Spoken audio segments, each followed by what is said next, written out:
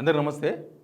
ఈ ప్రభుత్వం రకరకాల పేర్ల మీద డబ్బులన్నీ వృధా చేస్తుంది తప్ప రిటైర్మెంట్ అయిన ఉద్యోగులకు మాత్రం బెనిఫిట్స్ ఇస్తలేరు. పాపం వాళ్ళు దాచుకున్న డబ్బులు అడుగుతున్నారు, దోచుకున్న డబ్బులు అడుగుతలేరు. రేవంత్ రెడ్డి ఆస్తులు అడుగుతలేరు, మంత్రుల ఆస్తులను అడుగుతలేరు. వాళ్ళు సర్వీస్లో ఉన్నప్పుడు దాచుకున్న డబ్బులు రిటైర్మెంట్స్ అయిన తర్వాత బెనిఫిట్స్ రూపంలో వాళ్ళకి ఇవ్వాలి. ఇప్పటికి వేల మంది తయారైనారు అట్లాంటి వాళ్ళు. బాధితులు వాళ్ళంతా ప్రభుత్వ బాధితులు. ధర్నాలు చేసినారు, రాస్తారోకలు చేసినారు, గవర్నర్ కూడా కలిసిన లాస్ట్ ఫైనల్గా. అయినా సరే ప్రభుత్వం స్పందిస్తలేదు.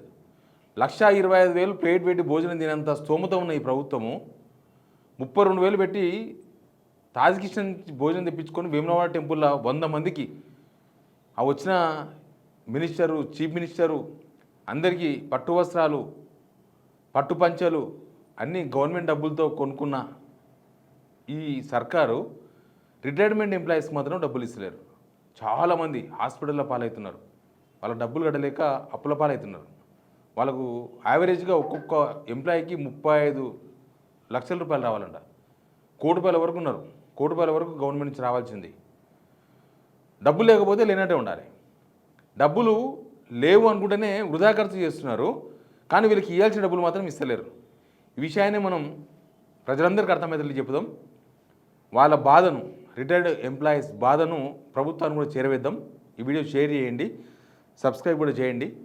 అసలు రోజు ఒక్కొక్కరు వాట్సాప్లో పెడతా ఉన్నారు, మా బాధ ఇది, మా కొడుకు చదువు కోసం డబ్బులు కావాలి, లేకపోతే నాకు పెద్ద వయసు ఏముంటుంది, వాళ్ళు రిటైర్మెంట్ అయినంటేనే 61 ఏళ్ళు దాటిపోయిన వాళ్ళందరూ బీపీ, షుగర్, ఇంకా రకరకాల దీర్ఘకాలిక వ్యాధులు, ప్రాణాంతక వ్యాధులు, క్యాన్సర్ లాంటివి అట్లాంటివి కూడా వచ్చినాయి. చాలామందికి వస్తాయి, సర్వసాధారణం కదా, ఏజ్ డిఫాల్ట్. కానీ గవర్నమెంట్ వాళ్ళను రిటైర్మెంట్ చేసింది, మళ్ళీ డబ్బులు ఇవ్వాలి కదా, పంపించినప్పుడు మర్యాదగానే ఇవ్వాలి కదా. మీరు మీకోసం అంటే మీ ప్రభుత్వంలో రిటైర్మెంట్ అయిన వాళ్ళకు మర్యాద దక్కకపోతే ఇక ప్రభుత్వం ఉండేం లాభం, ప్రభుత్వంలో మీరంతా ఉండేం లాభం. ఉత్తగా భూములు అమ్మి అప్పులు చేసి మీ సరదాలు తీసుకోనికే ఆ డబ్బు ఉపయోగించుకుంటున్నారు తప్ప అసలు అవసరాలకు అటు ప్రజలకు వస్తలేదు, ఇటు రిటైర్మెంట్ అయిన ఎంప్లాయీస్కు వస్తలేదు. ఇంకా ప్రభుత్వ ఉద్యోగులకు వాళ్ళ జీతాలు, డిఏలు అవన్నీ ఉన్నాయి, అవన్నీ అట్లే ఉన్నాయి. అప్పుడప్పుడు ప్రభుత్వాన్ని పొగుడుతున్నారు ఉద్యోగ సంఘాల నేతలు, అప్పుడప్పుడు ప్రభుత్వం మీద ఆక్రోశం వ్యక్తం చేస్తున్నారు. వాళ్ళ బాధ ఏందో ప్రభుత్వానికి తెలిసినా ఏం పట్టించుకుంటలేదు. కానీ ఈ రిటైర్మెంట్ ఎంప్లాయీస్ చాలా ఇప్పటివరకు 39 మంది చనిపోయారట. 39 మంది రకరకాల రోగాలతోన, రందితోన, ప్రభుత్వం మాకు రిటైర్మెంట్ అయినా పైసలు ఇస్తలేదన్న రందితోన దాదాపు వాళ్ళకి మొత్తం ఇప్పటివరకు రిటైర్మెంట్ అయిన వాళ్ళకందరికి కలిసి 11,000 కోట్లు, 12,000 కోట్లు వెళ్తాయి. అవేం తగ్గవు, ఇంకా పెరుగుతాయి. రిటైర్మెంట్ ఎవ్రీ మంత్ ఉంటుంది. అయిన వాళ్ళంతా బాధితులుగా తయారవుతున్నారు. 39 మంది చనిపోయినట్టు ఇప్పటికీ. 40 మంది దాకా హాస్పిటల్లో జాయిన్ అయినారు. తర్వాత ఇంకా వాళ్ళు ఇప్పటివరకు ధర్నా చేసినారు, ఏజీ ఆఫీస్ ముందు ధర్నా చేసినారు, వన్డే హంగర్ స్ట్రైక్ చేసినారు. తర్వాత చాలా వార్తలు వచ్చినాయి వాళ్ళపైన. హైకోర్టు కూడా చెప్పింది, గవర్నమెంట్ డైరెక్షన్ చేసింది, ఈ రిటైర్మెంట్ అయిన వాళ్ళకు ఇమీడియట్గా ఆ బెనిఫిట్స్ ఏందో ఇవ్వండి, వాళ్ళకి చాలా అవసరాలు ఉంటాయి, కష్టాలు ఉంటాయి, ఇట్లాంటివన్నీ చెప్పినారు. అయినా సరే వీళ్ళకు అందాల పోటీలకు మాత్రం డబ్బులు వచ్చినాయి కదా. అందాల పోటీలకు 200 కోట్లు అని, మినిమం 200 కోట్లు, ఇంకా పైనే ఉండొచ్చు. ఫుట్బాల్ మ్యాచ్ సింగరేణికి వెళ్ళే 10 కోట్లు తీసుకున్నారు, 100 కోట్ల పైన ఉంటుంది ఖర్చు. గ్లోబల్ సమ్మిట్ అక్కడ వేసిన డేరాల ఖర్చే 200-300 కోట్లు డేరాల ఖర్చు. ఇక తిండి తిప్పలు, అక్కడ బ్యూటిఫికేషన్ అని చెప్పి చెట్లు అవన్నీ కలిసి ఒక 1000 కోట్ల దాకా అయి ఉండొచ్చు అని చెప్తున్నారు. తర్వాత ఇక్కడ మినిస్టర్ పేసీలకు భోజనాలు, ఛాయలు, బిస్కెట్లు, సాయంత్రం పూట స్నాక్స్, ఇవన్నీ కూడా సాయంత్రం పూట పెడుతున్నారు. ఇట్లా అన్నెసెసరీ డబ్బులు, కోట్ల రూపాయలు ప్రజాధనం దుర్వినియోగం చేస్తున్నారు. కానీ వీళ్ళకి మాత్రం డబ్బులు ఇస్తలేరు. నిజంగా ప్రభుత్వ ఉద్యోగులు, ప్రభుత్వ సంస్థల్లో పనిచేసే రిటైర్మెంట్ అయ్యే ఉద్యోగులకు కూడా ఎప్పటికప్పుడు వస్తాయి పైసలు. వాళ్ళు రిటైర్మెంట్ కాగానే వాళ్ళకి రావాల్సిన గ్రాడ్యుటీ కావచ్చు, లేకపోతే ఇంకా రిటైర్మెంట్ బెనిఫిట్స్ ఏమైనా ఉంటే అవన్నీ వస్తాయి. నేను ఒక కేసు చూపిస్తా, ఆ కేసు చూడండి ఒకసారి. ఈయన పేరు చిన్నయ్య. 10 months బ్యాక్ రిటైర్మెంట్ అయ్యాడు. 10 months అంటే రీసెంట్గానే. ఆ 10 months బ్యాక్ రిటైర్మెంట్ అయితే ఇప్పటి వరకు ₹1 కూడా ఇవ్వలేదు వాళ్ళకి.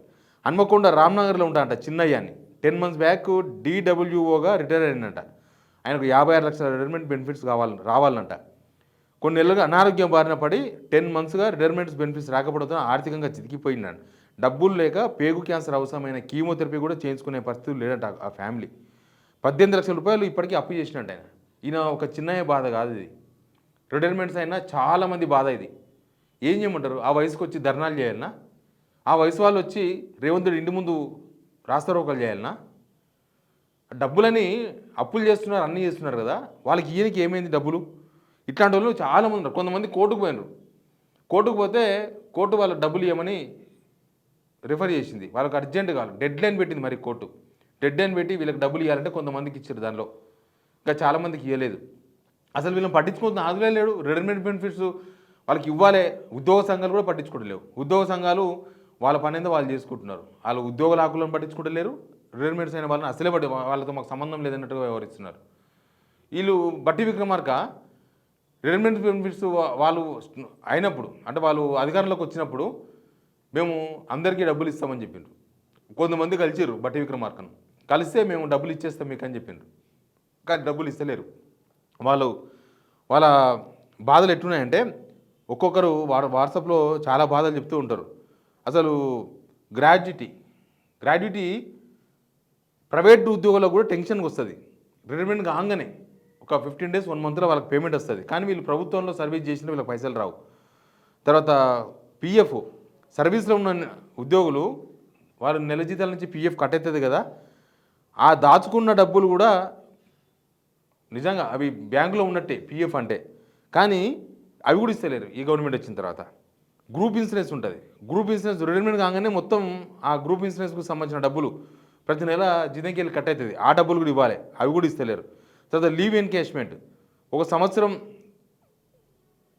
అంటే వాళ్ళు డ్యూటీలో ఉన్నప్పుడు ఉపాధ్యాయులకు అయితే 6 days వస్తుంది. ఉపాధ్యాయులకు వేరే డిపార్ట్మెంట్లకు అయితే 24 days వస్తుంది. చాలా కాలానికి 6 రోజులు మొత్తం 30 రోజులు ఇవ్వాలి. కానీ 10 పొందిన తర్వాత ఈ డబ్బులు కూడా వాళ్ళకి ఇస్తలేరు. ఇక ఇట్లాంటివన్నీ చూసుకుంటూ పోతే చాలా ఉన్నాయి. అసలు భారతదేశ చరిత్రలో నాకు ఒక ఆఫీసర్, రిటైర్మెంట్ ఆఫీసర్ చెప్తున్నాడు, భారతదేశ చరిత్రలో ఏ రాష్ట్రంలో కూడా ఇప్పటి వరకు 5 DL పెండింగ్లో ఉన్న రాష్ట్రం ఏది లేదు. అది మన రాష్ట్రమే. జూలై 2023 నుంచి పిఆర్సీ అమలు కావాల్సింది, అది కూడా ఎవరు అమలు చేస్తలేరు. ఇట్లా చాలా చాలా డబ్బులు రావాల్సింది వాళ్ళకి. ఇప్పుడు ప్రభుత్వ ఉద్యోగులు అంటే ప్రభుత్వానికి భయపడి ఇంకా 3 సంవత్సరాలు గవర్నమెంట్ ఉంది, ఏగాలి కదా, తప్పదు కదా. కాబట్టి చూద్దాం ఇస్తారేమో, చేద్దాం ఇస్తారేమో, నెల జీతం అయితే వస్తుంది కదా, అడ్జస్ట్మెంట్ చేసుకుంటున్నా కదా అనే దానిలో అడ్జస్ట్ అవుతున్నారు కొద్దిమంది. చాలామంది వాళ్ళ ఇబ్బందులు వాళ్ళకు ఉన్నాయి. కానీ వీళ్ళకి ఏమొస్తుంది? రిటైర్మెంట్స్ అయిన వాళ్ళకు ఆ బెనిఫిట్స్ ఇవ్వాలి. వాళ్ళకి ఇవ్వాల్సిన బెనిఫిట్స్ని కూడా గవర్నమెంట్ ఇవ్వలేకపోతుందంటే డబ్బులు లేకపోతే వృధా ఖర్చు చేయొద్దు. నిన్న చూడలే మన ఎంపీల మీటింగ్ పెట్టి ఒక్కొక్కరికి 1,25,000 రూపాయలు ఒక్కొక్క ప్లేట్ భోజనం వాళ్ళకు, ఎంపీలకు.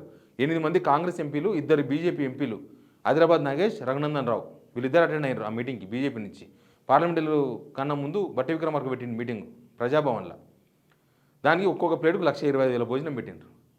ఇక ఇక్కడ సెక్రటరీలో రోజు జీవోలు వస్తూ ఉన్నాయి. ఒక్కొక్క జీవో వస్తుంది. ఏంటది?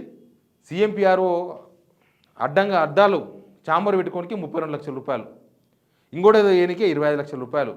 రేవంత్ రెడ్డి ఫుట్బాల్ ఆడనికే 5 కోట్ల రూపాయలు ఫస్ట్ పెట్టి తయారు చేసిండ్రు. దాన్ని రిపేర్ చేయడానికి మళ్ళీ 2 కోట్లు, 7 కోట్ల రూపాయలు. ఆయన ఏమన్నా పోయి గోల్డ్ మెడలిస్ట్ కొట్టాల్సిందా? ఫుట్బాల్ ఏమన్నా తెలంగాణకు పోయి ఇంటర్నేషనల్ ప్లేయర్ అయిపోయి ఏమైనా తెచ్చేది ఉందా? పథకాలు తెచ్చేది ఉందా తెలంగాణకు? ఆయన ఎందుకు డబ్బులు ఖర్చు పెట్టుకున్నాడు? ఆయన సరదా తెచ్చుకోనికే. ఆయన ఫుట్బాల్ ప్లేయర్ ఏమన్నా ఇక్కడ ఆడిండా? మండలంలో ఆడిండా? జిల్లాలో ఆడిండా? రాష్ట్రంలో ఆడిండా? అంటే ఒక ముఖ్యమంత్రి సోకులు తీసుకోనికి పైసలు ఉన్నాయి, కానీ రిటైర్మెంట్స్ బెనిఫిట్స్ ఇవ్వడానికి పైసలు లేవు. వాళ్ళు ఇంద్రపార్క్ కూడా చాలా పెద్ద మొత్తంలో ధర్నా చేసినారు. ప్రభుత్వానికి ఇది ఎంత పెద్ద సిగ్గుచేటు తెలుసా? సరే నువ్వు ఒక స్కీమ్ ఇవ్వాలి కాబట్టి రేపు అమలు చేస్తే అతను పైసలు ఇవ్వని చెప్పుకోవచ్చు నువ్వు. కానీ వాళ్ళు రిటైర్మెంట్స్ అయినప్పుడు వాళ్ళ బెనిఫిట్స్ వాళ్ళకి ఇవ్వాలి కదా. ఇక ఏం లాభం? నువ్వు అప్పులు చేసి ఏం లాభం? ప్రజల ఆస్తులు, భూములు అమ్మి ఏం లాభం? మీరు ఏం చెప్తారు సమాధానం? మీరు ప్రజలు కూడా ఏమి ఇస్తలేరు కదా. ప్రజలు కూడా మీరు కొత్త స్కీమ్స్ ఏమి ఇస్తలేరు. పైసలు మొత్తం మీ చుట్టూ ఉన్న కాంట్రాక్టర్లకో లేకపోతే మీ సరదాలు తీర్చుకోనికేనో, మీరు హెలికాప్టర్లు వేసుకుని అటు ఇటు తిరిగేనికేనో 62 సార్లు ఢిల్లీకి పోయిండు. ఏమొచ్చిందో తెలియదు ఇప్పటివరకు తెలంగాణకు. అమెరికా పోయిండు, దక్షిణ కొరియా పోయినరు, సౌత్ ఎక్కడికన్నా పోయినరు, ఇంకా జపాన్ పోయినరు. తెలంగాణకి ఏమొచ్చిందో ఏం తెలియదు. డబ్బులన్నీ వృధా చేస్తున్నాడు తప్ప రిటైర్మెంట్స్ బెనిఫిట్స్ కూడా ఇవ్వలేకపోతే ఎందుకు ఆ ముఖ్యమంత్రి పదవి ఎందుకు, ఆ మంత్రుల పదవి ఎందుకు, మీ ప్రభుత్వం ఎందుకు అసలు మీ సర్కార్? ఖచ్చితంగా ఈ వీడియోని ప్రభుత్వానికి సర్కార్కి తీసుకోపోండి, సర్కార్ వద్దకు చేరాలి ఈ వీడియో. వాళ్ళ బాధలు వాళ్ళు చెప్పుకోలేని, వాళ్ళు చెప్పుకుంటే కూడా రీచ్ అవుతలేదు గవర్నమెంట్కి. మీడియా మొత్తం అమ్ముడు పోయి ఉన్నది ఆల్రెడీ. వాళ్ళు ఎవరు చూపరు, వాళ్ళు ఎవరు మాట్లాడరు, వాళ్ళ బాధలు వాళ్ళకి పట్టవు. వాళ్ళ బాధలు చెప్తే రేవంత్ రెడ్డి ఫెయిల్యూర్ అంతా బయటపడుతుంది కాబట్టి వాళ్ళు చూపించరు. కనీసం ఈ వీడియోనైనా ప్రభుత్వానికి చేరవేయండి. Please subscribe.